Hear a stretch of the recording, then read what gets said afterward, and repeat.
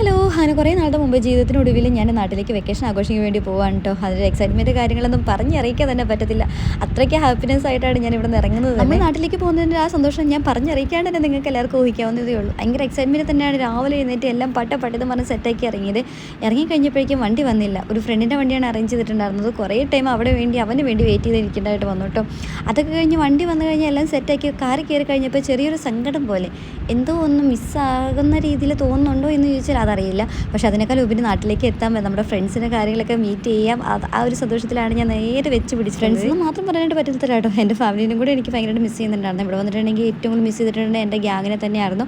ഞങ്ങളുടെ ഗ്യാങ്ങിൻ്റെ പേര് കോക്ടെയിൽ എന്നാണ് കേട്ടോ. അത് പറയാതെ തന്നെ നിങ്ങൾക്കറിയാം എന്തുകൊണ്ടാണ് ആ ഒരു പേര് വന്നതെന്നുള്ളത്. ഇവിടെ വന്നിട്ട് ഞാൻ ഏറ്റവും കൂടുതൽ മിസ് ചെയ്തതും ആ ഒരു ഗ്യാങ്ങിനെ തന്നെയാണ് കേട്ടോ. അത് പറഞ്ഞറിയിക്കാൻ തന്നെ പറ്റുന്നില്ല ഏത് രീതിയിലാണെന്നുള്ളത്. പോകുന്നതിന് മുന്നേ തന്നെ മുംബൈയോടെ ഒരു വലിയ ഗുഡ് ബൈ എന്നൊന്നും പറയാൻ പറ്റില്ല, എന്നാലും ബൈ പറഞ്ഞിട്ടാണ് ഇറങ്ങിയത്. ഈ കാണുന്ന ടണലിലൂടെ ഞാൻ സെക്കൻഡ് ടൈം ആട്ടോ ട്രാവൽ ചെയ്യുന്നത്. ഇതിവിടെ ടൂ വീലറിന് എൻട്രി ഇല്ല. പിന്നെ അതുപോലെ തന്നെ ഈ കാണുന്ന ബ്രിഡ്ജിലും ഇങ്ങോട്ടേക്കും ടൂ വീലറിന് എൻട്രി ഇല്ലാത്തതുകൊണ്ട് തന്നെ ഇവിടെ ഞാൻ ഫസ്റ്റ് ടൈമാണ് കയറുന്നത്. ദൂരെ നിന്ന് ഈ ഒരു ബ്രിഡ്ജിൻ്റെ വ്യൂ കണ്ടിട്ടുണ്ട്, ഫോട്ടോ എടുത്തിട്ടുണ്ട് എന്നല്ലാണ്ട് ഈ ഒരു ബ്രിഡ്ജിലേക്ക് ഞാൻ ഇതുവരെ ട്രാവൽ ചെയ്യാൻ വേണ്ടിയിട്ട് കയറിയിട്ടില്ല കേട്ടോ. അതുകൊണ്ട് തന്നെ ഇതെന്നെ ഫസ്റ്റ് ട്രാവലിംഗ് എക്സ്പീരിയൻസ് തന്നെ പറയാനായിട്ട് വരുവേ. അങ്ങനെ റെയിൽവേ സ്റ്റേഷനിൽ എത്തി കഴിഞ്ഞപ്പോഴേക്കും നമ്മൾ ട്രെയിൻ അവിടെ ഓൾറെഡി വന്ന് കിടക്കുന്നുണ്ടായിരുന്നു കേട്ടോ. പിന്നെ എല്ലാം സെറ്റ് ചെയ്ത് അകത്തേക്ക് എൻ്റർ ചെയ്തിട്ടുണ്ട്. സീറ്റ് അറേഞ്ച്മെൻറ്റ്സ് കാര്യങ്ങളൊക്കെ നടത്തിയതിന് ശേഷം വെള്ളം മേടിക്കാണ്ടെന്ന് പുറത്തേക്ക് ഇറങ്ങിട്ടോ. കാരണം ഞാൻ കയ്യിലൊന്നും കരുതിയിട്ടുണ്ടായില്ല കഴിക്കാനായിട്ട്. അതെല്ലാം മേടിച്ച് അകത്തേക്ക് കയറി എല്ലാം സെറ്റ് ചെയ്ത് സീറ്റ് കാര്യങ്ങളൊക്കെ സെറ്റ് ചെയ്തിട്ടാണ് കുറേ ടൈം വെയിറ്റ് ചെയ്തിട്ടോ ഞാൻ ട്രെയിൻ മൂവ് ചെയ്യാനായിട്ട്. അങ്ങനെ കുറച്ച് നേരം കഴിഞ്ഞപ്പോഴേക്കും ട്രെയിനൊക്കെ ഒന്ന് മൂവ് ചെയ്ത് തുടങ്ങിയപ്പോഴേക്കും എനിക്ക് ഭയങ്കര സന്തോഷം തോന്നിട്ടോ. കാരണം ഏതാനും മണിക്കൂറുകൾക്കുള്ളിൽ നമ്മൾ വീട്ടിലെത്തും എന്ന് പറയാനായിട്ട് പറ്റില്ല. കാരണം നമുക്ക് ഒരു നൈറ്റും ഒരു ഡേ എന്തായാലും വേണം ട്രാവലിങ്ങിന്. ആ ഒരു സങ്കടം എൻ്റെ മനസ്സിനെ വീണ്ടും അഗാധമായ ഗർത്തങ്ങളിലേക്ക് പിന്നെയും കൊണ്ടേ ഇടുകയായിരുന്നു എന്നൊക്കെ തന്നെ പറയേണ്ടത്. പിന്നീട് ട്രെയിനിൽ നിന്ന് ഒരു ചായയൊക്കെ കുടിച്ചിട്ട് അങ്ങനെ ഇരുന്നു. ട്രെയിനിൽ ഞാൻ സാധാരണ ചായ കുടിക്കാറില്ല, നല്ലൊരു വീഡിയോ എടുക്കാനെന്ന് വിചാരിച്ചിട്ടാണ് ഞാൻ ഈ പട്ടിഷോ കിടന്ന് കാണിച്ചുകൊണ്ടിരിക്കുന്നത്. ഇതിൻ്റെ മെയിൻ ഹൈലൈറ്റ് എന്ന് വെച്ചിട്ടുണ്ടെങ്കിൽ ഞാൻ വരുന്ന കാര്യം വീട്ടുകാർക്കും അറിയില്ല, കൂട്ടുകാർക്കും അറിയില്ല, നാട്ടുകാർക്കും പോലും അറിയത്തില്ല. നാട്ടുകാർക്ക് അറിയേണ്ട കാര്യമില്ലല്ലോ, എന്നാലും വീട്ടുകാർക്ക് അറിയണമല്ലോ. അവരോട് ആരോടും പറയാതെയാണ് ഞാൻ ഈ യാത്ര ഇവിടെ തുടരുന്നത്. എന്നും മോർണിംഗിലും ഈവനിങ്ങിലും ഒരു വീഡിയോ കോൾ വീട്ടുകാരുടെ വകയും പിന്നെ ഞങ്ങളുടെ ഗ്രൂപ്പിൻ്റെ വകയും.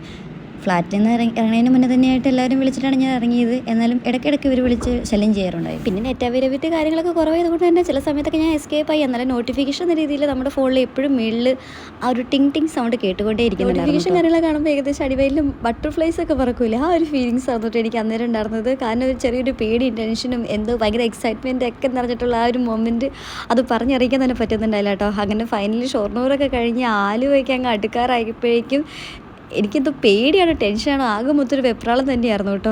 എന്തൊക്കെയോ ടെൻഷൻ കാരണം കൊണ്ട് ഞാൻ ബാക്കിയുള്ള വീഡിയോസൊക്കെ സ്കിപ്പ് ചെയ്തു.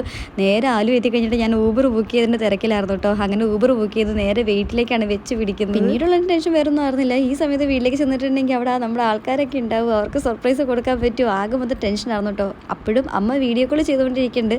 ആ ഒരു സിഗ്നൽ വെച്ചിട്ട് അമ്മ അപ്പോഴും വീട്ടിലുണ്ട് എന്നൊരു എക്സ്പെക്ടേഷൻ തന്നെയാണ് എനിക്കുണ്ടായിരുന്നത്. അങ്ങനെ ഫൈനലി വീട്ടിലേക്ക് എത്തിയപ്പോഴേക്കും അവിടെ കുറേ മാറ്റങ്ങളൊക്കെ കണ്ടു കേട്ടോ. എന്നാൽ അതൊന്നും വകവയ്ക്കാണ് ഞാൻ അകത്തേക്ക് എൻ്റർ ചെയ്യാൻ തന്നെ തീരുമാനിച്ചു.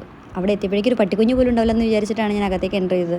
പക്ഷേ ഭാഗ്യത്തിന് എൻ്റെ കുടുംബം എനിക്ക് വേണ്ടി വെയിറ്റ് ചെയ്യുന്നുണ്ടായിരുന്നു. ആളുടെ കുളിയൊക്കെ കഴിഞ്ഞിട്ട് നിൽക്കുന്ന കോലാണ് ഇപ്പോൾ കണ്ടുകൊണ്ടിരിക്കുന്നത്. ഇവളുടെ സൗണ്ട് കേട്ടിട്ടാണെങ്കിൽ ആൾക്കാർ എഴുന്നേറ്റ് വരുമെന്ന് ഞാൻ വിചാരിച്ചു. പക്ഷേ ഒരു പട്ടിക്കുഞ്ഞ് പോലും പുറത്തേക്ക് വന്നില്ല. എല്ലാവരും ഉച്ചത്തേക്കുള്ള ആ ഒരു മയക്കത്തിലായിരുന്നു കേട്ടോ.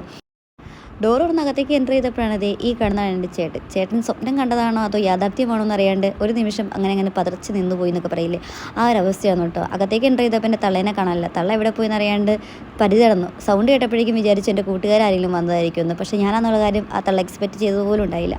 അതൊക്കെ കഴിഞ്ഞ് ഞാൻ പതുക്കെ എൻ്റെ കൂട്ടുകാരെ പൊക്കാൻ വേണ്ടിയിട്ട് ഞാൻ അവരവരുടെ വീട്ടിലേക്ക് പോയപ്പോഴേക്കും എല്ലാവരും ഉച്ച മയക്കത്തിലായിരുന്നു കേട്ടോ. ഓരോരുത്തരെ കളക്ട് ചെയ്താണ് ഞാൻ ഓരോരോ വീടുകളിലേക്ക് പോയിക്കൊണ്ടിരുന്നത്. എല്ലാവരും സ്വപ്നമാണ് യാഥാർത്ഥ്യമാണെന്ന് അറിയാതെ നിൽക്കണം ആ ഒരു മൊമെൻ്റ് ഉണ്ടല്ലോ, അത് കണ്ടപ്പോൾ ഭയങ്കര എക്സൈറ്റ്മെൻറ്റ് തന്നെയായിരുന്നു കേട്ടോ. ചില ആൾക്കാർ കിളിക്കൂടും പറയുന്നൊക്കെ പറയില്ലേ, ആ ഒരു എക്സ്പീരിയൻസ് അത് എനിക്കുണ്ടായിരുന്നത്. ചില ആളുകളൊക്കെ വീട്ടിൽ പോയി പോകുന്നു, ചില ആളുകളൊക്കെ വഴിയിൽ വെച്ച് കാണുന്നു, ആ രീതിയിലൊക്കെ ആയിരുന്നു കേട്ടോ. ഇത്ര ആൾക്കാരൊക്കെ വീഡിയോ കോൾ ചെയ്തിട്ടാണ് കേട്ടോ ഞാൻ അവിടെ നിന്ന് എന്തായാലും ഇറങ്ങിയത്. ആരും എക്സ്പെക്റ്റ് ചെയ്തിട്ടുണ്ടായില്ല. ഓരോരുത്തരെ കളക്ട് ചെയ്ത് ഓരോരോ ഗ്യാങ്ങിലേക്ക് എത്തിക്കൊണ്ടിരിക്കുകയായിരുന്നേ. എനിക്ക് ഏറ്റവും കൂടുതൽ സർപ്രൈസ് ആയത് ഈ കാണുന്ന മുതൽ തന്നെയാണെന്ന് പറയാനായിട്ട് പറ്റും കേട്ടോ. കാരണം പുള്ളിക്കാർ ഒട്ടും എക്സ്പെക്റ്റ് ചെയ്തിട്ടുണ്ടായില്ല. ഞങ്ങൾ വീഡിയോ കോൾ വിളിച്ച് കഴിഞ്ഞതിന് ശേഷം കാണുന്ന ഈ ഒരു സീനാണ് കേട്ടോ നിങ്ങളിപ്പോൾ കണ്ടുകൊണ്ടിരിക്കുന്നത്.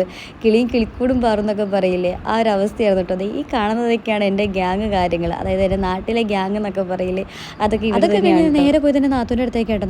നാത്തൂൻ്റെ വീട്ടിലായതുകൊണ്ട് തന്നെ എന്നാൽ അവിടെ പോയി സർപ്രൈസ് ചെയ്തേക്കാന്ന് വിചാരിച്ചിട്ട് നേരെ അങ്ങോട്ടേക്ക് വെച്ച് പിടിക്കുമ്പോൾ തന്നെ എനിക്കറിയാവുന്ന അവൾ നല്ല ഉറക്കത്തിലായിരിക്കുമെന്ന്. പതിവ് തെറ്റിച്ചില്ല, നേരെ അതേ രീതി തന്നെയായിരുന്നു. ഉറക്കത്തിൽ നിന്ന് എഴുന്നേറ്റ് ആദ്യം കണ്ടത് ഞങ്ങളുടെ മുഖം ആയതുകൊണ്ട് തന്നെ കിളിയും കിളിക്കൂടും പറയട്ടോ. ഇതാണ് എൻ്റെ ഗ്ലൂക്കോസ് പൊടി, എൻ്റെ നിധിമോള്. ഇത് ചേട്ടൻ്റെ കൊച്ചാണ്. ഇവളുണ്ടായി കുറച്ച് കഴിഞ്ഞപ്പോഴാണ് ഞാൻ മുമ്പിലേക്ക് ചേക്കയറുന്നത്. അതുകൊണ്ട് തന്നെ ആദ്യം കണക്റ്റ് ആവാൻ കുറച്ച് ടൈം കാര്യങ്ങളൊക്കെ എടുത്തായിരുന്നേ. അത് കഴിഞ്ഞ് അവിടുന്ന് ടാറ്റ ബൈബിയൊക്കെ പറഞ്ഞ് ഇറങ്ങിട്ടോ. അവിടെ നിന്ന് ഇറങ്ങി കഴിഞ്ഞപ്പോൾ ദൈവമേ ഞാൻ മുംബൈയിൽ നിന്ന് വീണ്ടും വന്നില്ലെന്നൊരു നിമിഷം ഞാൻ ചിന്തിച്ചു പോയി. കാരണം മൊത്തം ഭായിമാരായിരുന്നു ആ ഒരു ഏരിയയിൽ. എൻ്റെ നാത്തൂൻ്റെ വീട് വരുന്നത് പെരുമ്പാവൂരാണ്. ബാക്കി ഞാൻ പറയാണ്ട് തന്നെ നിങ്ങൾക്ക് ഊഹിക്കാവുന്നേ ഉള്ളൂല്ലോ. അത് കഴിഞ്ഞ് നേരെ ബാക്കിയുള്ള ഫ്രണ്ട്സിൻ്റെ അടുത്തേക്ക് വെച്ച് പിടിക്കുന്നതിന് മുന്നേ തന്നെ ഏറ്റവും കൂടുതൽ ഞാൻ മിസ് ചെയ്തത് ഈ എൻ്റെ ഒരു ഫുഡ് ഐറ്റമാണ് കേട്ടോ. അത് ഞങ്ങളുടെ വീടിൻ്റെ അടുത്ത് തന്നെ ഒരു ഹോട്ടലാണ്. അവിടെ നിന്ന് എനിക്ക് കഴിച്ചില്ലെങ്കിൽ എനിക്ക് ഒരു സമാധാനം ഉണ്ടാവില്ല. നേരെ ഫുഡ് കഴിച്ചിട്ടാണ് ബാക്കി പരിപാടികൾ നോക്കിയത്. അത് കഴിഞ്ഞ് ബാക്കിയുള്ളവരെല്ലാം സർപ്രൈസ് ചെയ്യാനായിട്ട് പോയേ. ഇതൊക്കെ എൻ്റെ ഗ്രൂപ്പിലുള്ള ആൾക്കാരായിരുന്നു കേട്ടോ. എന്താ പറയണതെന്ന് എനിക്കറിയാൻ പാടില്ല. കാരണം അവരുടെ മുഖത്ത് കാണുന്ന സന്തോഷം കൊണ്ടാണോ അതോ എൻ്റെ സന്തോഷം കൊണ്ടാണോ ആകെ എൻ്റെ കണ്ണ് നിറയുന്നുണ്ടായിരുന്നു. എനിക്കൊന്നും സംസാരിക്കാനും പറ്റില്ല. ആ ഒരു അവസ്ഥയായിരുന്നു എനിക്ക് ആ ടൈമിലുണ്ടായിരുന്നു. കാരണം ഇവരാരും എക്സ്പെക്റ്റ് ചെയ്യാണ്ടാണ് ഞങ്ങൾ ഇങ്ങോട്ടേക്ക് ലാൻഡ് ചെയ്തത് തന്നെ. കിളിയും കിളിക്കൂടും പറന്ന് പറയില്ലേ, ആ ഒരു അവസ്ഥ തന്നെയായിരുന്നു. എല്ലാവർക്കും ഓരോരോ സർപ്രൈസ് കൊടുത്തുകൊണ്ട് തന്നെയാണ് ഞാൻ പോയിക്കൊണ്ടിരുന്നത്. ഈ കാണുന്നത് എൻ്റെ ഫ്രണ്ടിൻ്റെ ഷോപ്പാണ്. പുള്ളിക്കാരൻ അത് കട സെറ്റാക്കി വരുന്നതേ ഉള്ളൂ. അതിൻ്റെ പണി നടക്കുന്ന രീതിയിൽ അകത്തേക്ക് എൻ്റർ ചെയ്ത് സർപ്രൈസ് കൊടുക്കാം എന്ന രീതിയിൽ തന്നെയാണ് ഞങ്ങൾ അകത്തേക്ക് എൻ്റർ ചെയ്തത്.